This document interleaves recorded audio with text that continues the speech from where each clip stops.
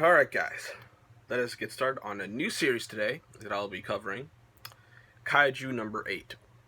And for this time I'm just going to be doing the first two chapters, which is, basically the intro to the series and, getting a lot of the basic things out of the way. So, it is made by Matsumoto Noya, I hope I'm pronouncing that right. And the main character is Kafka Hibino. And this was basically, to get an intro to it, is that kaijus come out of the water, and humanity has now made a defense force to, stop them and fight back against them. And our main character, Kafka, is basically part of the cleanup crew, which takes apart and, cleans up the monster and just gets all the resources they can out of the monster and just get it out the way in general, because they're definitely trouble even after you kill them with how huge they are. And as we keep going, we found out that Kafka actually knows one of the top Defense Force members. What's her name? Mina Ashiro. And we'll find out more about that a little in a few minutes. But they get a new recruit called Leno Ichikawa, and I wish they used his name Lino more, but they used Ichikawa, which I'll just keep calling him that. And Kafka basically helps him get used to the new job, the cleanup job, because they had to clean the intestines, which you can imagine the stuff that's in there. And they start to form a bond of friendship.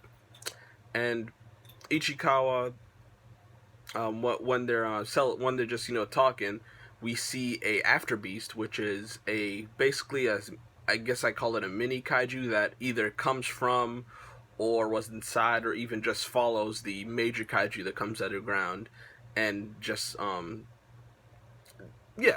basically a mini kaiju that follows the major one. And they know they can't beat it, so Kafka tells Ichikawa to go get the defense force. And as that's going on, he gets his leg broken, but Ichikawa comes back after calling them, and they're able to hold it off until the defense force gets there. And we see that Mina is able to save them, and she's the one that came to save them. And we get a little more information that basically Kafka and her, they had their town destroyed. We don't know if their parents died, because they don't mention that, but their town basically got destroyed by the kaiju, and they both promised to go into the defense force and, get revenge on the kaiju and kill them all.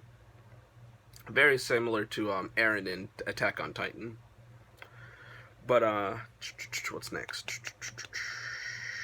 Oh, we go back to Mina for a little bit, and we see her reminiscing and basically calling Kafka a liar, because he never got into the defense force. He tried, but he just physically couldn't, which is surprising. He seems like a sturdy enough guy, but I guess his body just isn't up for it. Let's see what's going on here. And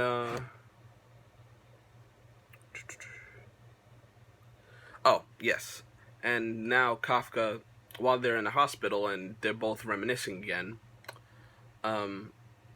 Kafka sees a monster in their room for some reason, and it crawls inside of his mouth and basically turns him into a kaiju. And of course he doesn't know what the heck is going on, and while he's just doing normal things, he manages to break the wall and the window, and he's not meaning to do this, so his new body is extremely powerful. And him and Ichikawa decide to leave the hospital. And I like the design of his monster form. It's very good.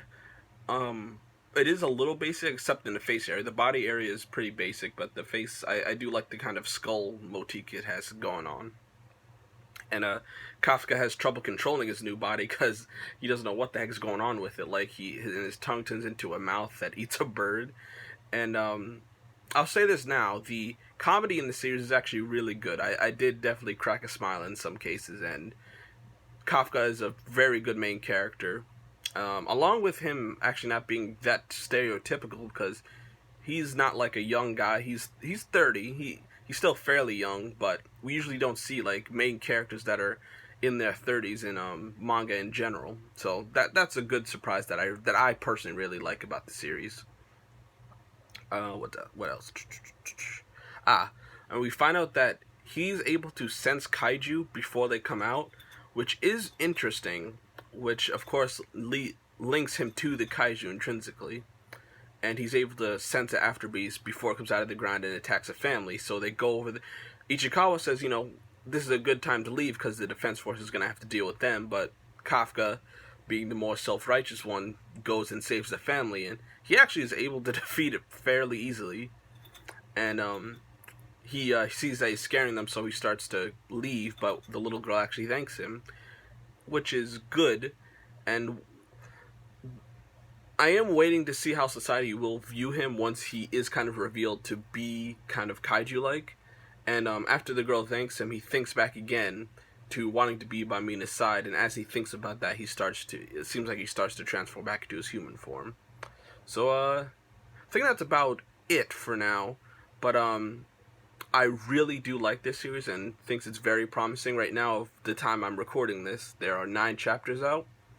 And I'm definitely looking forward to how this series will be in the future.